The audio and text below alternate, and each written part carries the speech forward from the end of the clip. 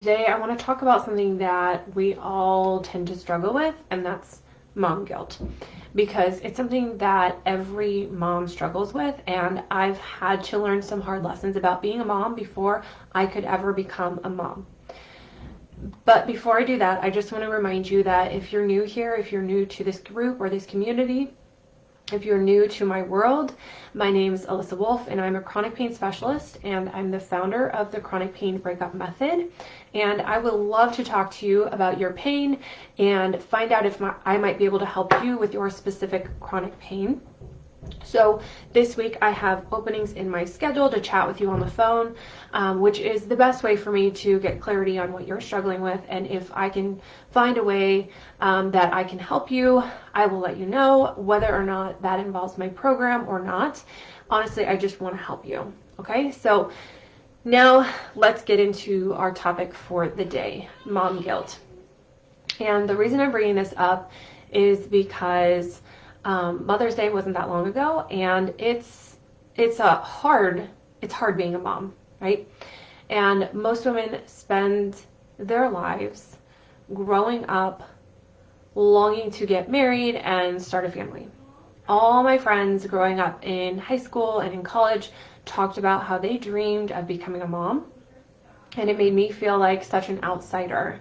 I never actually dreamt of having kids. In fact, I was perfectly fine with never having kids at all. And people used to tell me things like, oh, you'll want them eventually, or some other BS around like my clock ticking or something like that. But I honestly thought I was going to be someone who never had kids.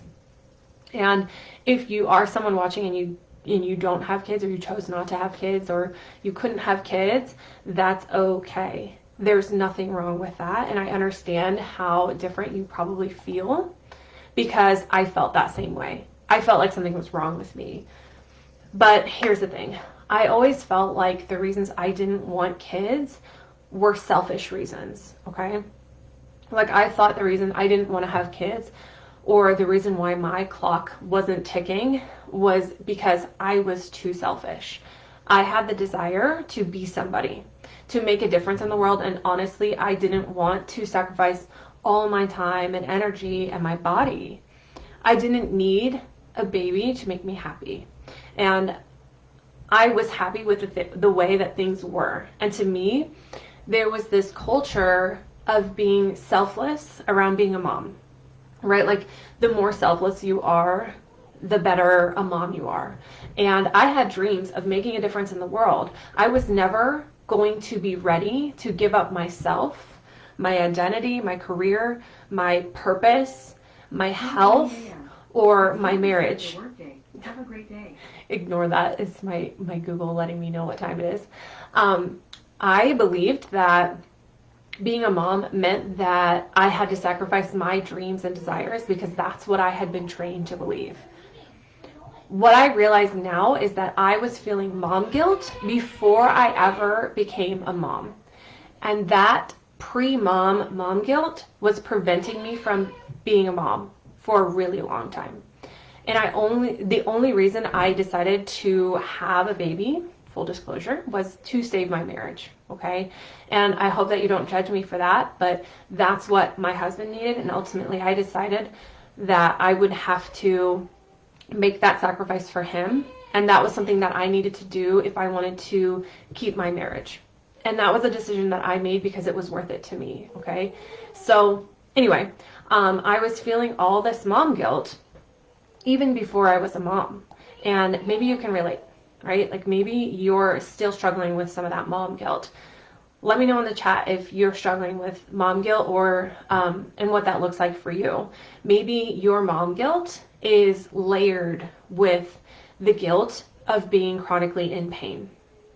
Right? Like, let me know in the chat. Maybe you hate that you can't play with your kids. Maybe you're ashamed that your house is always a mess, or that you don't have the energy to do anything but the same old sweatpants and messy bun. Maybe you feel bad about having to spend money on doctor visits, and maybe you feel guilty about being tired and irritable all the time, for having no energy. If that's you, let me know. Let me know in the chat. And Today, I want to share with you some of the hard lessons that I had to learn about mom guilt. Okay, so here we go. So the first lesson is this. I learned that I needed to define what kind of mother I wanted to be, to define who I am and how I wanted to live, and then I had to model it for my child. So that's lesson number one. Lesson number one is to kind of define what kind of mother you want to be, who you are, and how you want to live. Okay? Because for me, to ultimately be okay with becoming a mom, I needed to be told that it's okay to be me, to be Alyssa Wolf, and to be a mom at the same time. And no one told me that. Instead, while I was pregnant, I eventually had to realize that the most loving thing that I could do for my child was to model what it looks like to be both a loving mom and an individual with her own dreams and desires. That was something that I truly needed to recognize, that I had to define what you're gonna hear my kid in the background, but I had to define what motherhood meant and who I wanted to be as a mom and what I wanted my life to look like as my own person and as a mom. Because the idea of what I had in my mind of what it meant to be a mother was not what I wanted for myself. Okay? In my mind, I wasn't okay with being the mother that the world had modeled for me. I knew that I needed to create my own definition of motherhood that made sense for me. And once I knew what that looked like, then it would become my goal to model that for my child. I wanted to model what it looked like to be a loving mother, a loving person, someone who takes time to listen and understand their child and their friends and family, who taught their child hard work and not taking themselves too seriously at the same time, who had fun but worked really hard. And I wanted to be someone who her kids would be able to be proud of and look up to with respect, who would see an example of someone who truly cared about making a difference in the world no matter what cost. Someone who valued her own physical health and mental well-being. That's who I wanted to be. And I needed to define what that was for myself in order to make it my goal to then model that for my child. So rather than being a mom whose entire identity is wrapped up in her kids, you can choose to be a mom who models what it looks like to be resilient, to be dedicated to her own health, and to make choices that benefit her own needs. Okay? Then the second thing I realized is that I needed to realize that prioritizing myself, my own needs, is not being selfish.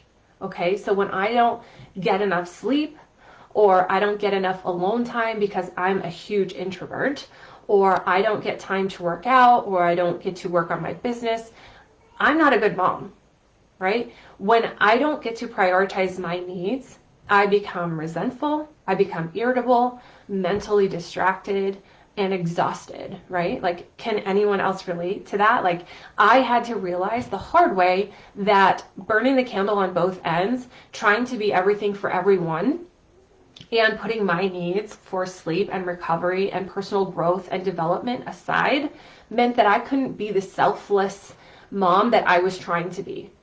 Instead, I learned that despite the mom guilt I initially felt around taking time for myself or taking time out to work or work out, I had to be okay with prioritizing some of my needs above my other responsibilities. And ultimately, that meant that I gained the ability to be a better mom.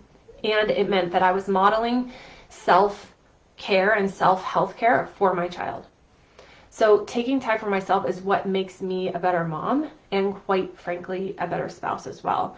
When I gained that perspective, I realized that actually everyone wins when I prioritize myself. And that meant that I no longer could use my family as an excuse not to do something. Because I wouldn't want my son to grow up and find out that I didn't take care of my own needs because of him. I wouldn't want to put that burden on him. That would ultimately break his heart if he grew up and found that out. And it would break my heart as well. So I actually need to go on my walks or my runs for him. I need to choose to prioritize my health for him instead of using him as an excuse like, oh, I don't have time because I need to do XYZ with my son or for my son. Okay? So then the next big thing that I found to be super important is that I need to bring my family into the vision that I want for my life. Now, right now, my son is too young to really understand why all of this is important to me, but this is something that I've had to teach my spouse and my friends and family about. And for you, if you have older kids or kids who are a little bit older than a toddler, it will be helpful to let them in on your vision of what you want for your life and what you need for yourself, right? You'll want to help them understand why this is important to you, especially if prioritizing yourself is something new that you haven't done before, okay? Like, don't be afraid to show them how you're struggling. Explain it to them. Tell them what you're dealing with, what you're really dealing with, and how much you've been suffering, because your vulnerability will inspire them and teach them resilience as well.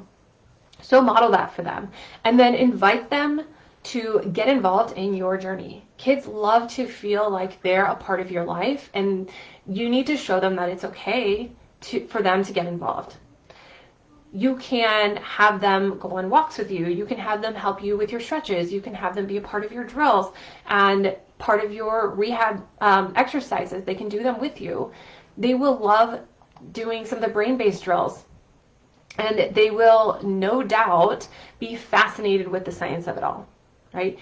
And you'll always want to relate all of that back to why it's important. Why does mommy need to do these things? Why does mommy need to take time to herself? Why is that important? Why is it important? And this is how you can help, right? So the last lesson that I've learned about mom guilt is that I needed to be okay with letting other people help me. And so for me, as a total control freak and a perfectionist who is now a mom, I needed to realize that it is healthy for my son to spend time with and learn from and communicate with a variety of other people besides just me. And whether you have chronic pain or not, whether you're on a mission to get better or stronger or not, at times you're going to need the help of others so that you can, from time to time, make your health and your own life your top priority instead of your kids. And that's okay. There's no shame in asking for help, or there's no shame in investing in help if it means that you get to prioritize yourself and what you really need. And what that means for you is that means that you'll have to let go of the guilt of other people caring for your kids and realizing that you are entitled to a life outside of being a mother, and your kids are entitled to a life where you are not their entire world. So in the end, there's so much stigma and shame around parenting and being a mom and prioritizing your children. And because of that, we all have our own experiences with mom guilt. And sometimes the mom guilt is what's getting in the way of our own healing.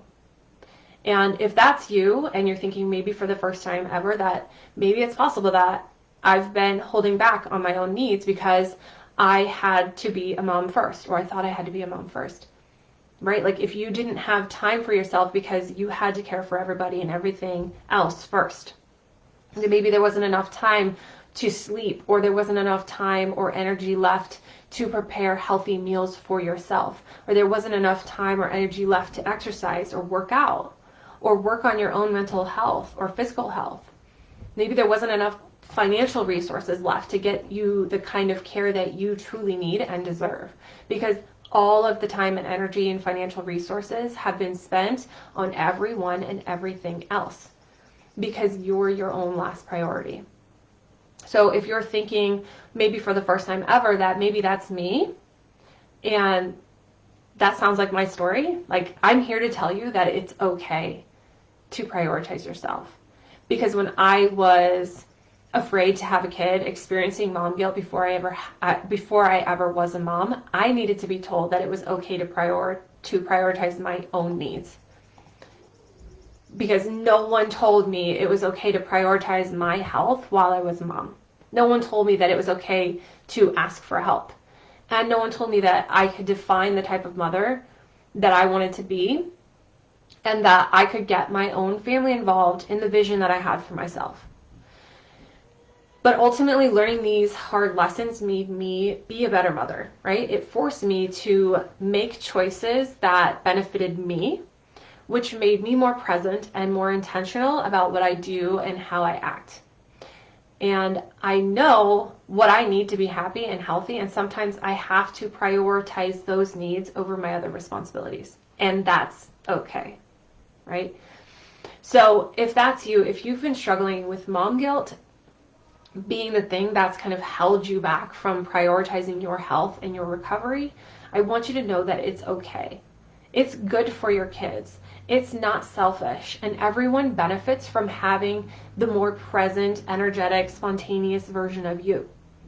It's not okay to use your kids as an excuse to put off doing what your body needs. It's not okay to put off what your mental and physical health needs. Okay, so I hope that me sharing my experience today was helpful to you. I know that I personally am going to have like a huge vulnerability hangover after sharing this information, and that's okay, because if it means that I've empowered at least one of you today, then I've done my job, right? Someone needs to be the one who's going to tell you that it's okay, that you're not being selfish by prioritizing your needs, your dreams, your desires. So please share your thoughts in the comments. Let me know what you took away from this talk today. I honestly do want to hear your thoughts. So that's all I have for today. I will see you next time.